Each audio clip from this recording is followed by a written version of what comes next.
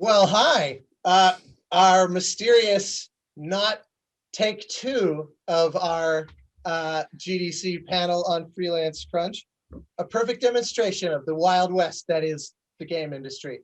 Um, so let's begin by saying who we are, and to offer up.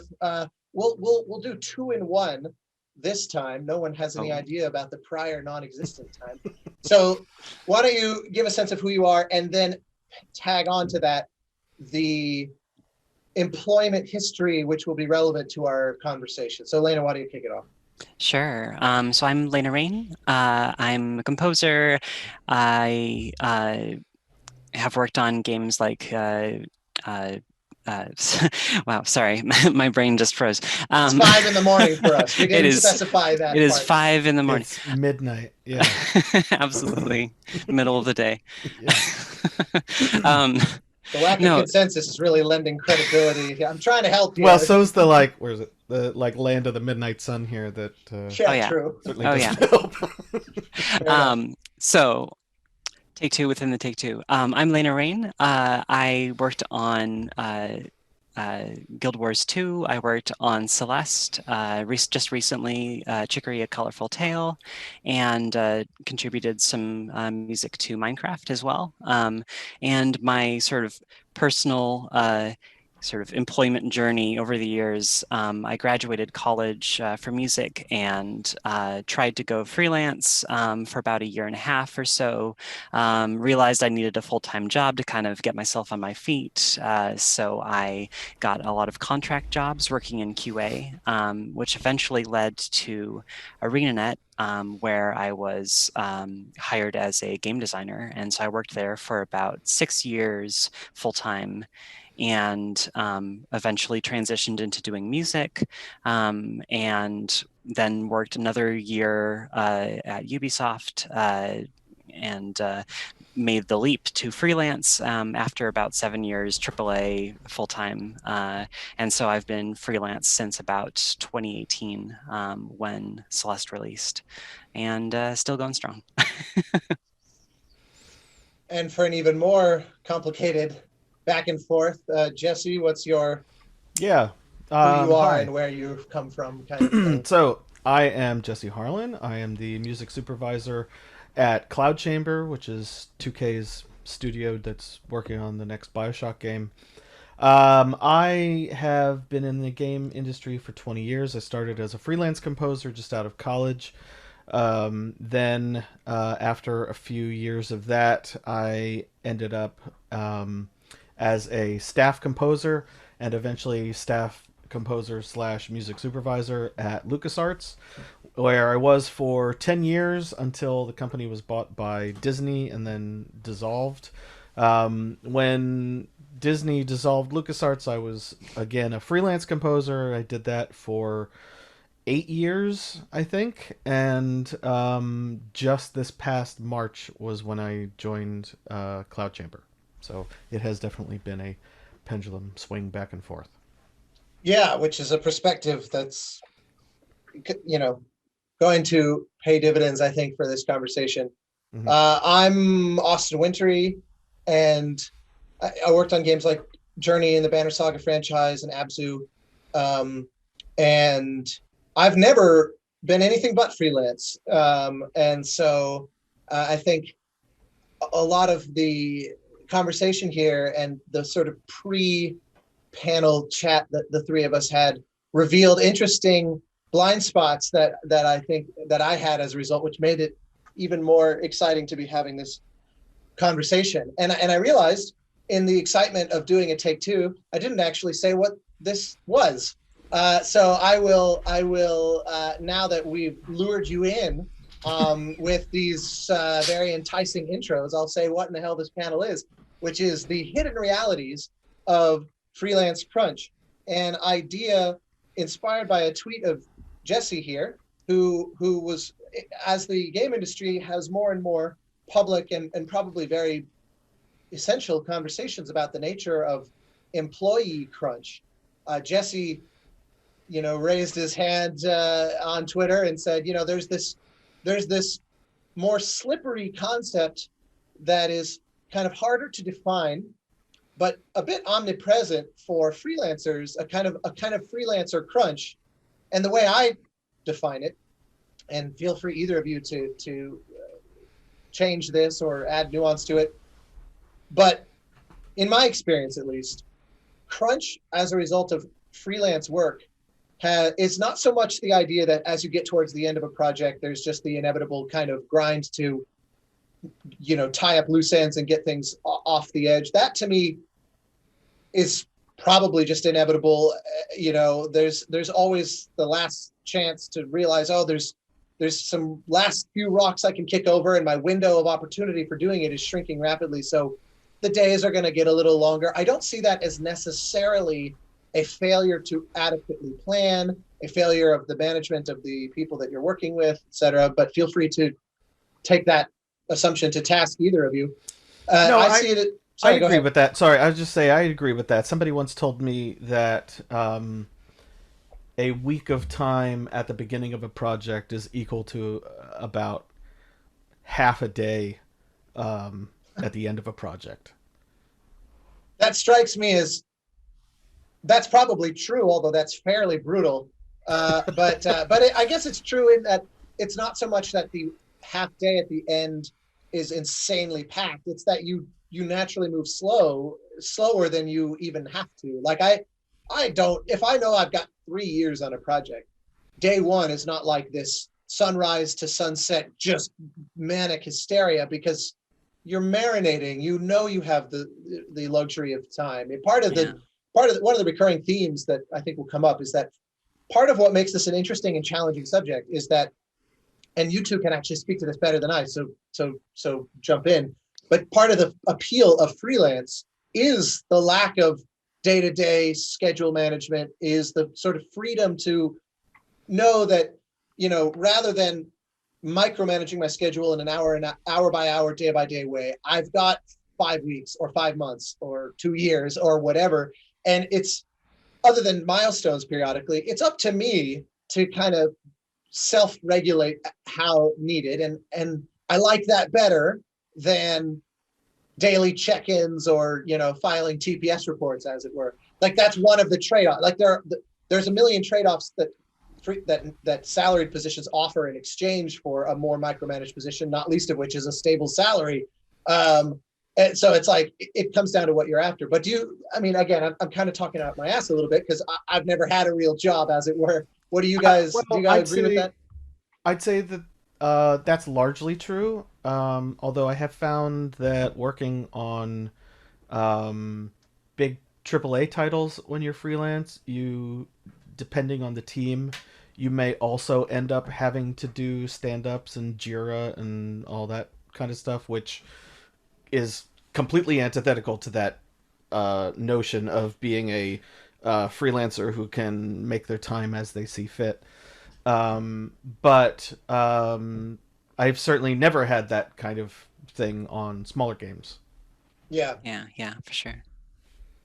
So I would say the thing that makes this interesting, where I was kind of driving at in terms of my overall definition of what freelance crunch is it's not so much this idea that we're talking about of just time getting more compressed, as it were, or your efficiency having to naturally rise. That I don't take much issue with. But what happens is, if any given project is occupying maybe 20% of your total bandwidth or 30%, and then as they naturally scale, maybe that grows, having several parallel projects that on their own are not daunting, then stack creates a situation where even a modest amount of work, you don't have to be the world's most in-demand, phone ringing off the hook composer on the planet to suddenly find yourself in a position of being stretched in a lot of directions all at once. And so all it takes is, a couple of overlapping milestones from a couple of projects, and suddenly you're cranking around the clock. And what makes this so difficult, and especially as the industry sort of reflects on crunch being a failure of management. And I think that that's an unnuanced position to hold, and that it's more complicated than that. But if we just take at face value the premise that crunch for salaried employees is due to poor planning, if we onboard that, we have no such sort of reason behind why we end up in that position, because these individual projects have no awareness of each other, generally speaking. And it's not project A's fault that project B, moved up their timeline because now they realize they have to make, a launch trailer. So we have to make sure the in-game assets are ready a week earlier than we originally expected. And now suddenly, as the composer caught in the middle, you have to deal with a lot. So just so we're clear, that is, you are in agreement, both of you, that's kind of that phenomenon, this sort of stacking of things that are unrelated to each other that on their own are not terribly intimidating, but then in tandem become kind of a nightmare pretty quickly. Right. Mm-hmm. And I think it's worth noting that this isn't limited to just games. This happens in composition for film and TV, and in film and TV, they don't call it crunch. They just call it, being a composer. Yeah, finishing. Just assumed that that's how things go. And so even though we have this awful situation that arises for composers, I guess at least it's somewhat of a small comfort that as an industry we are poised to even discuss it. Yeah. I don't think that exists in film and television. Yeah, we'll get to that in a little bit, because you and I, Jesse, have a similar background in that way, and I thought it was fascinating the way that contrasts with Lena's background in terms of where these built-in assumptions might come from. But I wanted to kind of leap to just to make sure that what I don't want is this to sound like three people that have the great fortune and privilege of being busy sounding like they're complaining about being busy. And so I wanted to just sort of shine an authentic light on the fact that, first off, you don't actually have to be the world's busiest person for this to become a problem, especially if part of the goal for you in being freelance is to have a certain amount of freedom. As soon as that's taken away from you in terms of like 3 or 4 projects, or even just 2 colliding, now, one of the main things has been missing. Yeah, and I feel like in a lot of ways, like, being a younger composer, having to feel like you need to, bust your ass to, to even, keep up, that can be probably even more compounded, because you're taking on everything you can possibly take on, and, filling up your schedule with as many projects as possible so that, you feel like you're able to get out there and be a successful composer. Like it can be pretty, self-inflicted at some point, especially when you're just trying to be there as a composer. Yeah, totally. There's a sense when you're starting out that, like, maybe this next little thing will be my big break, and maybe this other one that someone just proposed to me will be my big break, and here's some concept art I saw on Screenshot Saturday, and it looks really awesome, but I'll reach out and see if they've got a composer, because maybe that'll be my big break. And you're just constantly... And it's easy to empathize with that. Like that, if you don't feel like professionally you don't have 2 legs to stand on yet, or there's no one project that kind of has done sufficiently well that it has carried your work beyond those you've personally told, we all are dependent on something kind of expanding the radius for us. But to that point, I'm reminded of I remember a TV friend of mine, a TV writer, was telling me that there's this one, I don't remember his name. There was this one TV director who, in the world of TV, it's a little different than film, where the director is sort of the creative top of the pile. In TV, the director is a little bit more utilitarian, and the showrunner and executive producer would be more the film equivalent of the director. And so directors, like on episodic, like on a network show where it's 20 episodes a year, there's kind of a rotating carousel of directors episode by episode, and sometimes the cast will swap in and direct an episode here and there.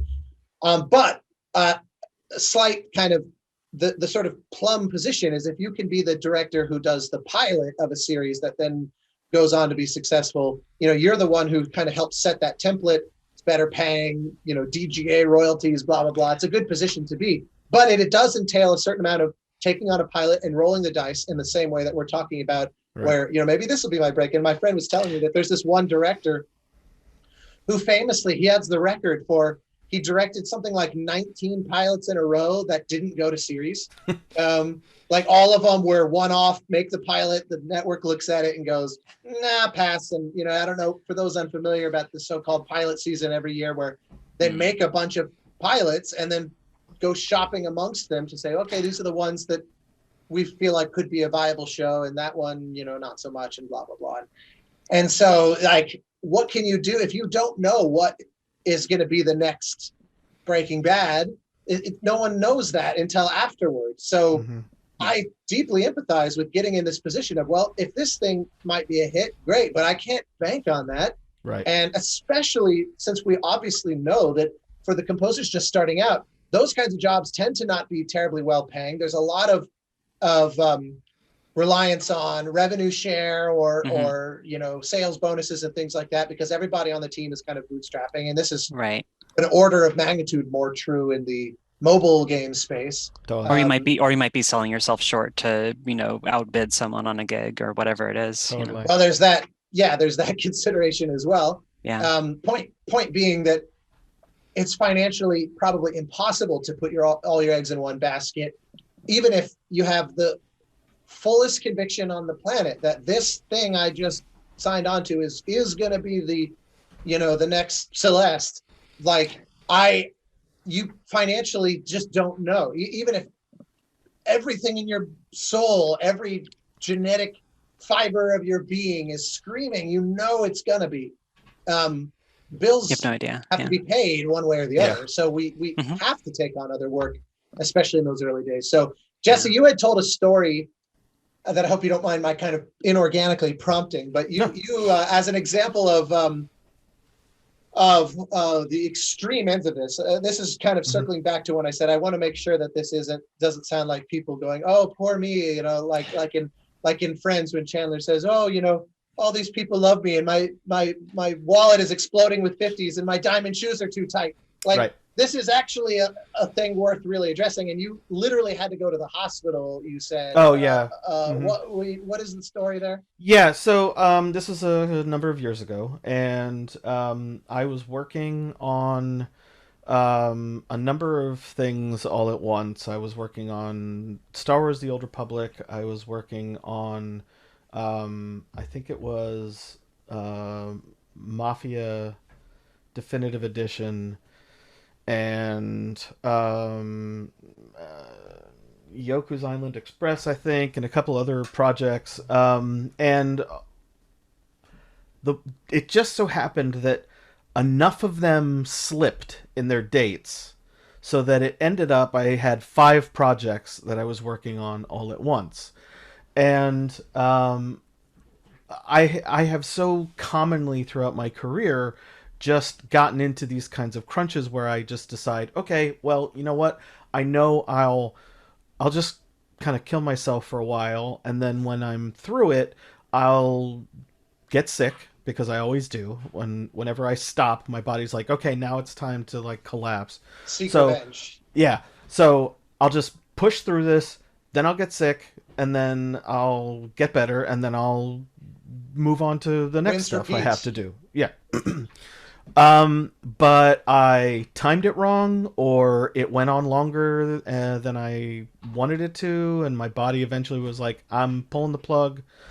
I got really sick, and then didn't stop. And so instead of getting sick and saying, hey, sorry everybody, I'm sick and I need to take a little break and rest and get better, instead I ended up with bronchitis, and that put me to a point where I went to the doctor and I said, I have a lot of work and I need to keep going. So can you give me medicine that will make me better? And they gave me a really hardcore antibiotic and a really hardcore steroid to try and get over it. And the combination of the two had a really bad effect on me, and I ended up getting blood clots that put me in the emergency room and needing surgery. So not good, and entirely 100% due to crunch, followed by me not taking it as a sign that I needed to stop and take care of myself, and still sticking to this idea that I needed to keep working. And it took things so far that I got to where I was recovering from surgery while having to email clients and say, "Hey, I'm sorry, I'm going to miss my deadline because I'm literally in a hospital bed."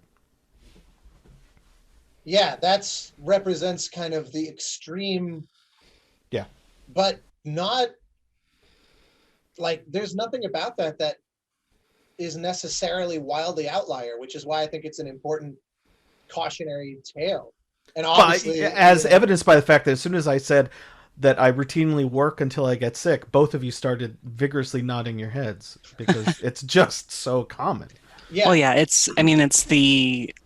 like I'm definitely very familiar with just, being so intensely focused on something that like, your body is just kind of like, okay, I gotta get through this. But then, yeah, the moment it lets up, it's just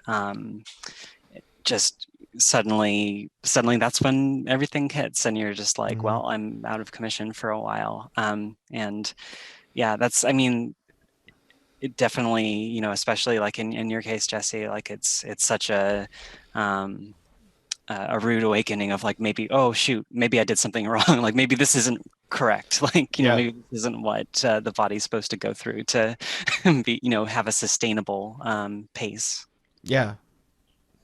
Yeah, and the thing that makes that so challenging is that you're rattling off the projects that caused that, and I know I'm reiterating the point I already made, but no one of those projects was solely responsible for that position, which makes it tricky. And another aspect to this is because you mentioned also dates shifting, and I wanted to highlight that one of the phenomenon, like especially for those that are watching this later who are in the earlier days and kind of hopefully we're planting seeds for them to just think about, to have their eyes open in advance. Yeah. One of the things that I think can happen is the parallelism of a short-term and a long-term project, where you've got something that shows up and it's like, okay, relatively easy and simple, say a 1 month turnaround, like just, can you throw a couple cues our way at maybe some time for some, modest revisions, and then off we go. In the background of signing on from day one to a project that's going to take several years to ship, Lena, in your case, obviously the parallelism of Chicory to all the recent stuff that you've had come out, but notably the contributions to both Sackboy and Minecraft. Like, yeah, how did you because there's two prongs to dealing with that. There's making sure that Chicory doesn't get neglected, but knowing that you theoretically have this long time horizon. Yeah. But also, a client like Microsoft or Sony or whomever shows up and wanting to make sure that that's getting, full attention as well. How do you, especially in that case, to the extent that you can or are comfortable sharing specifics, sure. Those are very different timelines. The Minecraft thing is way shorter term and turnaround and whatever. So just walk through kind of how that worked, and obviously you didn't end up with a horrible sort of outcome. Like, so did you proactively mitigate these challenges that can result in things like what Jesse was just talking about? Yeah, it's it's kind of there's both sides to figuring that out, because it was my first time kind of really getting that major sense of overlap, especially from like a big sort of premiere sort of thing like Sackboy or Minecraft, while I'm also working on Chicory in the long term. But at the same time, it kind of felt familiar because when I was working on Celeste, I was still working full time in AAA. So, Celeste at the time was kind of like my relief when I went home or on the weekend or whatever. I was like, putting time into something that I had full control over. So I kind of had that experience of like, okay, during the day I'm focusing on AAA stuff, and then at night or whatever, like I'm putting time into this freelance project. But then when Minecraft and Sackboy came up, it was kind of like, okay, I feel like I can take these on because we're not at the end of the project yet for Chicory. Like if we were like about to come out, I would have been like a little bit more hesitant about it, like just even taking those on. But because it felt like the right time in my schedule, I was like, okay, yeah, I can do these. And it turned out that both of them, like, and this was like purely accidental that that it kind of spaced out well. But like both Minecraft and Chicory were kind of presented to me as opportunities, like in the same month in December of when was it? Time has no meaning anymore. Don't worry. I don't know. Right? It was a December, and I was surprised as like, wow, these things just kind of came up at the same time. But like their rough planning, like the benefit of having those be larger projects is they had very specific timeframes and deadlines, and so I was able to kind of look at the schedule and be like, okay, I have this period of time where I'm going to kind of put Chicory on a little bit of the back seat for a little bit and focus on Minecraft and really put my all into making these sound really good, and then come back to Chicory and be like, okay, how's this going? But then at the same time, like I also had another project that was kind of taking a back seat to Chicory, so it kind of became this like train of of who is adjusting to be like front seat, all of that, of trying to figure out what is taking the priority. But it always kind of came down to what is nearing completion at this point in time. And so in my sort of visual planning or mental visual planning, it was like, okay, Chicory is going to come out first. This other long-term project is going to be a little farther out, so I can work on it when I have time to, the sanity for it. But I know I'm not going to be putting my full time into this project. And that kind of just stacked like sort of a Matryoshka doll of projects, kind of sorting this out. Okay, there's the next one. Okay, there's the next one. Kind of trying to layer it, and then just not taking on projects if I felt crunched in some way. But then, of course, that still ended up kind of biting me in a ways where I had a bunch of stuff all come together at once, especially around the start of the pandemic and all of that. And so then there was like pandemic stuff, there was, projects lined up and all this stuff. And I didn't go to the hospital, but I did get really, really, really, a bad case of depression. And, I was out of commission for about a month because I just could not work. So it still did hit me, not in a physical illness sort of way, but in a mental health perspective of just being completely wiped out by so many things. Yeah, and that story also shows that everything can seem beautifully balanced, and you don't realize that it's more of a house of cards than it looks. I had a similar thing happen years ago where I was busy. My busyness was at a saturation point, but it felt, as you were saying, prior to the pandemic being the kind of upset of this otherwise precariously but seemingly well balanced situation. Yeah, I had the same exact thing where I was sort of maxed out on work, but it felt very doable. It was like, okay, this thing's due in 2 years, that thing's due in 1 year, that thing's due in 6 months, that thing's due in a month. And I got this. And then my father calls and says he has terminal cancer.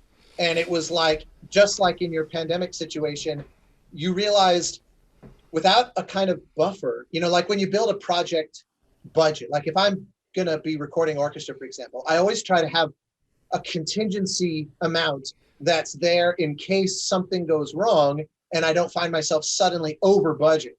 Right. So Right. the goal is to come in under budget, but I've got a little bit of slip in there that brings me to being on budget. So in case, a flight is missed, or in case a cue has to be rewritten at the last second and a pickup session has to be scheduled, whatever happens, I always try to make sure that there's some proportional, like 10% of the budget or something, that's there as seed for the unexpected. And we need that in life.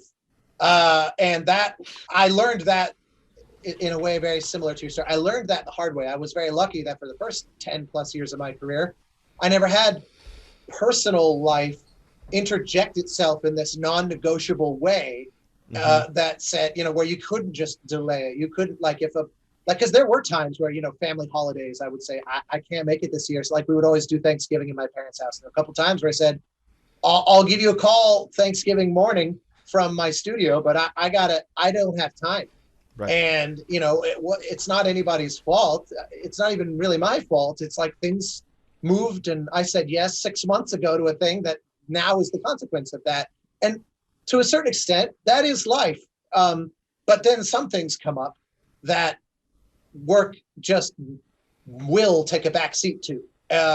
And when you realize suddenly everything is so fragilely constructed, that's when it all comes crashing down. And I, like you, I went into a very dark place. And the thing that was really especially difficult for me was that I didn't realize how precarious my setup of scheduling was.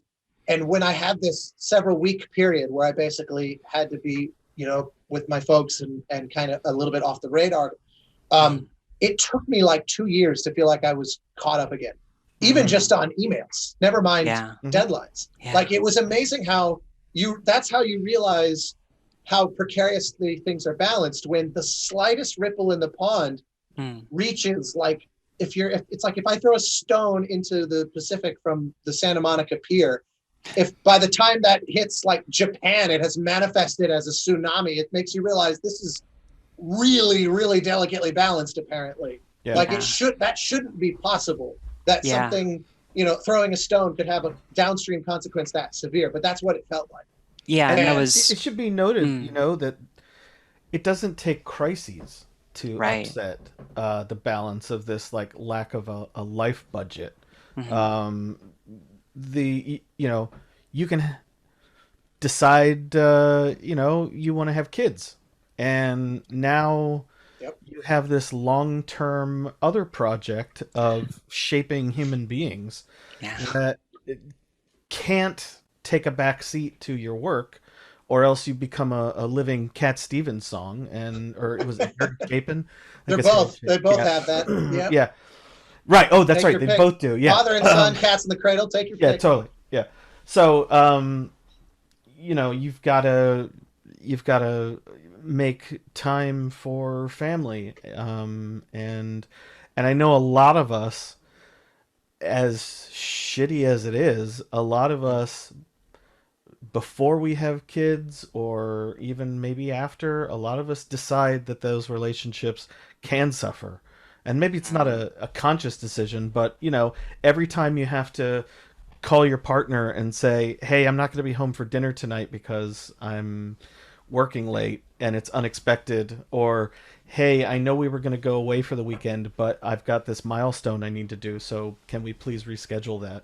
Those all take a toll. But it's like death by 1,000 cuts. They don't ever seem like a deal breaker individually. It really is a perfect microcosm of the whole freelance crunch problem in general, because no one project is likely to prevent you from going away for the weekend or having dinner at the time that was discussed, or all those little just quality of life things. Yeah. Yeah. Yeah, I think you're right. I mean, I remember there's a Louis C.K. bit where he talks about like when his kid's 3 years old and they it's like get upset about something and he's like, they're not making memories yet. It doesn't matter. And he kind of rides it off. And it's like when you have that attitude of like, this one meal, my whole future, this child's whole future won't pivot on like my having been present at this one meal. I have had that thought. I have had that thought of like, Well, and look, it's this sucks, true, but right? Like it my kid will is. not remember the fact that I need to, they're going over to grandma's house for dinner and I need to work tonight. And Individually, it's case by shitty, but I've done case. that. But that's the thing. I think what makes this so insidious is that you're right. They won't remember that one, but it makes the second time easier because the first one, that's an objective fact. If it was the one and only time you ever missed it, Yeah. they wouldn't remember it. It wouldn't stand out as like this horrible grievance, but it's just, kind of the slippery slope, right? And that's what makes this Exactly. such a daunting problem. And I think, so I want to obviously, especially since, the time moves quickly, I want to make sure that we also talk about kind of these proactive steps. And ironically, I remember, Right. Elena, when I first messaged you about doing this, Yeah. I said, hey, I've got this thing. I want to know if you might be interested. And before Yeah. I even said it's a GDC panel, you were like, I'm pretty tapped out. I shouldn't really be taking additional work right now. And I was like, oh, well, perfect. You're going to love what I'm about to say then. It was so funny how unironically you demonstrated how perfectly suited for this you are. So it was very funny because when you approached me about doing the panel, I was kind of in that process of like, I need to cut out any extraneous project that I've got lined up. Like I just need to focus in on the things that I'm caring about. So I was just very much in that brain space of like, so yeah. And you projected that very clearly. You were, and actually, and I think it's a perfect segue to something that Jesse and I realized was that part of perhaps our education, or maybe it's a Los Angeles composer culture thing. Yeah. Not quite sure what to attribute it to, but we both have that kind of, you could call it indoctrination. That sounds more insidious than I mean it to, because I do think this is a nuanced subject. But we both were taught that it's sort of weak to say no. You always say yes to everything. Because and for the defensible reasons, like we were talking about earlier, of you don't know what that next hit. This will be my ticket. Maybe not. So as many seeds as I plant, or like as many lines as I cast out into the water, the better. The more the better, I should say. And so always saying yes leads to this problem, but yet you understand, it's easy to appreciate how we get there. And what was so fascinating was that you said, well, my career, other than that brief window where you kind of tried your hand at freelance work, right, for all intents and purposes, your career started in the 40-hour-a-week kind of model of, and you made a comment to the effect of, I don't have that baggage. I was never told say yes to everything. That's not built into my kind of programming on a basic level. Is that a fair summary of your outlook? Yeah, I think like it was very much a case of, I came from that point of contract employment and then eventually full-time employment where, it was, there's specific things within, the studio atmosphere or whatever of, but ultimately like you're doing your tasks, right? You're doing the things that you're been assigned to you or you're taking on, at the company, and there's not really, it's not that sense of like, oh, the cinematics team needs me to do this, like all these things, like you can't. And they just own you as a result. Yeah, no, like, I mean, to some extent, by me saying yes to doing music in addition to my design job, maybe that was, kind of overstepping the expectations of a full-time job. But yeah, within that usual kind of like 40-hour week, and with the rare exceptions of overtime, we were fairly crunch-free in that regard. It was, a well-managed studio. And but yeah, so like I never really had that initial like career defining kind of need to take on more than I could handle at the time. I think what that highlights is that culturally, like the work environment, the idea that if I punch out at 5 or 6 or whatever, right, there's no sense of, where did you go? The rest of us are still working. Why did you, or like Friday or Saturday and Sunday, if I email you, it's reasonable to expect that I will hear from you not before Monday. I still live this reality as a freelancer in Los Angeles, particularly, but to me, I can't help but escape my sort of programming that if someone emails me, I ought to reply immediately, and there's no such thing as after hours or overtime or anything like that. And that's perhaps not a good habit, because I had an experience recently where I was on a project. This is an independent, this is an indie game where I'm tag teaming with a sound designer. And he took on another job. And during one of our kind of stand-up calls, he said, hey guys, I have this other job. And so for this coming month, I'm only going to be available about 5 or 6 hours kind of intermittently. So let me know what the highest priorities are for this milestone. I'll make sure we take care of it, but I'll basically check in with you again next month. And my jaw was on the floor. I was like, I didn't know we're allowed to say that. I've never seen that before. And it blew, and he said it so casually and confidently. I think in his case, he's a little on the younger side. I think he just didn't know. He like you had been spared this toxic mind indoctrination. Yeah. Well, that's the funny thing is I feel this knee-jerk hesitancy to just immediately kind of throw it under the bus as because it's easy to mix in the idea that if someone's ambitious and wants to work all the time, I think as long as they hear what we're saying and realize what may be waiting for them, do whatever works for you. If you want to work all the time, or if you don't have kids, or if you don't sort of mileage may vary, but it certainly is a short road to something very toxic. I can't deny that. And I've stepped into it even after conversations like this. I've stepped right back into it over and over.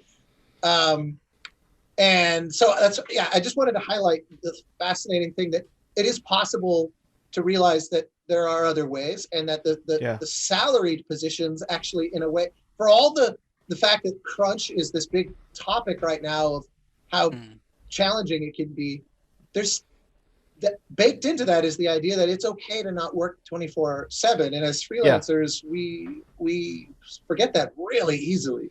I just had an interesting thing where after 8 years freelancing and now 3 months on staff, I had this was I think it was last week. Anyway, I had a thing I was working on, and I'm doing a bunch of music edits, and I got really inspired.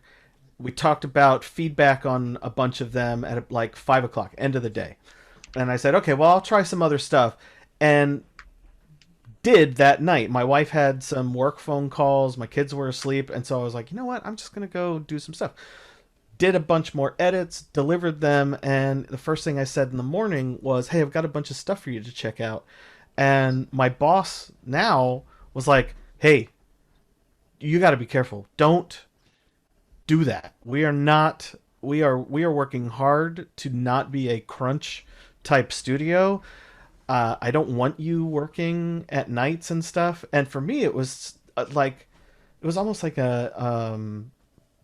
I didn't even think about it. It was just a habitual sort of freelancer mindset that I haven't fully shed yet. And so I was like, oh, okay. All right. Well, I gotta get back into that mode of quitting time comes around and I switch off my work brain, and it feels very foreign. Yeah. Something I want to, because Jesse, you're in contrast to Lena and myself, you've hired composers. Yeah. And well, I assume, Lena, you've never hired a composer. I guess I don't know that definitively, but I'm pretty certain you haven't been in a position to hire a composer. No, not specifically. So yeah, I think as an employer, how have you approached this? Because I think where this is all headed is that the only real solution, I think, is just transparency. Yeah. You know, if you're on a project that you realize is going to be crunching really hard, there's a certain agreement to a professional obligation in a way to tell your other clients, you know, I'm going to be a bit tapped out during this window, and being upfront about that, even if it brings potential consequences that are undesirable, are still infinitely superior to the consequences of missing a date or missing a deadline. I mean, like a ship date or something because you couldn't handle it. So how do you kind of lay the ground rules for that when hiring someone, and how do you approach all this? Yeah, I think because I have this experience as a freelance composer, I bring an interesting perspective to the rest of the team that they don't necessarily have. So I'm able to say internally, you mean, like internally, the fellow, yeah. Internally, I'm able to say to them, "Hey, look, we're going to bring this composer on. At the outset, let's have a conversation with them about what other commitments they have going on. Let's not act like, you know, we have 100% completely unfiltered time from this person. Let's see how much time we actually have, and let's set realistic goals for what they have." And Right. I think one thing that people have to remember about saying no is there's a fear that if you say no to something, that's it. You'll never get a chance to work with that person again. But you have to keep in mind that they didn't email you by accident and you were like, "Oh, hey, yeah, no, you found me. I'm a composer." It's not like a random asteroid collision in space. Like, they weren't sitting there typing in, you know, Schmoston Pintery. I'll see if that person is a composer. Now I have to know what Google yields. Bloston Blintery. Oh, Austin Wintery. I found someone. Wow. You know, they looked at you and they checked you out and they evaluated enough of you to be able to say, "I want to get in touch with that person about a thing that I have." Right. So, some amount of legwork is already done there. So if you have to say, "You know what, I would love to work with you. Unfortunately, at this moment, I just have too many things going on and I can't take anything else on. But, you know, I've got some things that are wrapping up in 6 months, or I'm going to be tied up for a couple of years. But when that's done, I'd love to get in touch with you," and see how they respond to it. And I've had people tell me that sounds great and they'd love to work with me, and then we reconnect later and it actually sparks more conversations. It's not that I've contacted them later and they've said, "Who is this new phone?" You know, they you know, it's not career suicide to say no to something. Yeah. I think actually you could even go one step further, which is part of what makes for a sustainable long-term career is beyond talent, it's reliability. Knowing that if I hire this person and we have to ship by December 1st, that the weak link in the chain will not be this person, you know, and so, you know, because sometimes there are composers, you know, like in the Hollywood side, you know, on the giant big studio films, there's inevitably composers where people go, "How does that person keep getting work?" And it's like, because they are never late. The product is always of a sort of minimum production value that it would never go below that. There's never any risk associated with hiring that person. And at the end of the day, you know, is it the most creatively groundbreaking thing ever? No, but is that what they're paying for? Not really. They want to make sure that they have something that's functional so that you know, the project gets off the ground, you know, and there, I can respect that. And I think to that end, you actually demonstrate more professionalism, more reliability by swallowing that fear and saying, "I actually don't really have the time right now." And, you know, my response usually is to say, "I'd be more than happy to help you find someone, though. I know a million other composers. If I resonate with you, there are folks that I think are kind of maybe of a similar kindred spirit musically to me that I could recommend. Yeah. And I find that does more for my relationship with this person making the offer than saying yes on a thin ice premise that I may end up actually being too busy, but I'm going to roll the dice that hopefully this works out in the end. Yeah, and I definitely feel like that's kind of where my decision to not say yes to everything kind of evolved into, becoming that sort of almost point of reference to get, younger composers in the door. Otherwise, of networking and becoming friends with all of these really talented composers that maybe don't have the right eyes on them, and being able to positively redirect some of those potential gigs their way, because that's I feel like that if I'm going to say no to something, I may as well pass it along and try to help someone that's growing their career. Another thing that maybe younger composers don't know, I don't know how much this is talked about outside of professional composition circles, but those people who are well-known composers who are hammering away and doing tons of film scores and stuff, they have teams of people that help them. And I don't necessarily mean teams of ghostwriters, because certainly there are some that do, but even a composer who is legitimately writing every single cue himself on a project or herself on a project, they have an orchestrator, most likely, who is they're handing cues to, and they're doing their orchestration work for them. They synth have programmers and synth programmers and assistant, right, all that stuff.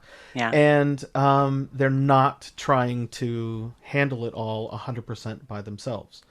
And so every person that they can bring onto the team alleviates work that they don't have to do, and therefore makes their it it unfortunately means that they can take on more work, because now there's more people sharing in the workload, and it creates this illusion almost of one person shouldering this Herculean effort, but they have support to do it. Go ahead. Oh, I was just going to say, having that transparency of the people that assist in the process, I think is potentially something that could be a good step forward of even seeing this is the crew that's sort of helping someone out. And it's I never want to put myself on in a weird space where I'm sort of claiming credit for everything. I want to credit everyone that is involved in the process, because I think that is just it helps everyone out.